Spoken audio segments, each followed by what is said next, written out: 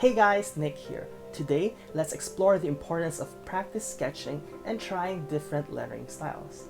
The best way to ensure that there's harmony, balance, and quality in your work is to create a quick sketch to check all of your elements.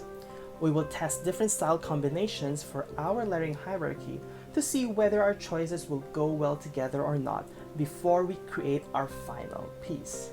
And by the way, if you haven't watched the part 1 of this series, I made a video about the importance of scheduling for consistency.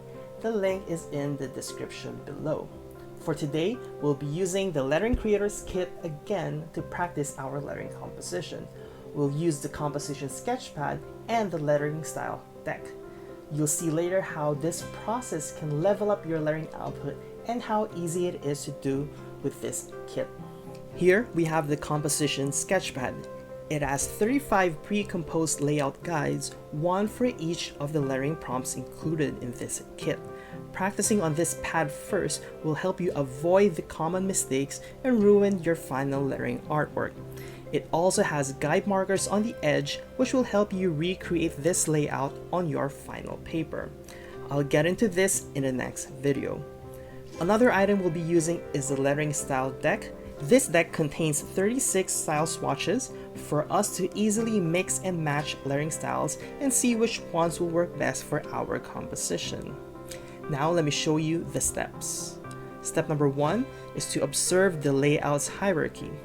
This page is taken from the composition sketchpad, and here we have our layout guide.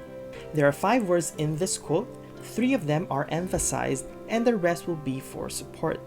This means we need to pick 1 to 3 styles for the emphasized words and 1 to 2 styles for the supporting words, but I personally prefer using fewer styles. Step number 2, mix and match letter styles. Go through the lettering style deck and pick out bigger letters for the emphasized words and smaller letters for the supporting words. Place them beside each other to visualize the style pairing. You can swap your choices with other styles to try different combinations. Once you've selected the ones you want to continue working on, you can now move on to the next step. Step number 3, practice using the sketchpad. Sketch the words in the styles you've selected. It doesn't have to look perfect at this stage. Just make sure to check the sizes, weights, and spacing of your letters. You can correct the mistakes and remember them later when transferring your work to another paper. It is better to spot and correct mistakes now rather than later when you're already finalizing your artwork. Step number 4, finalize your sketch. Add decorations to spice up your work or to balance the layout design. If there's nothing else you want to change, you can now transfer your work to the final paper. So, this is what my composition looks like after practice sketching the layout and letter styles. This step is very important if you want to avoid mistakes and bad design choices in your final work that can cause you frustrations and ruin your artwork. So, test out your style choices first before going straight to the final work.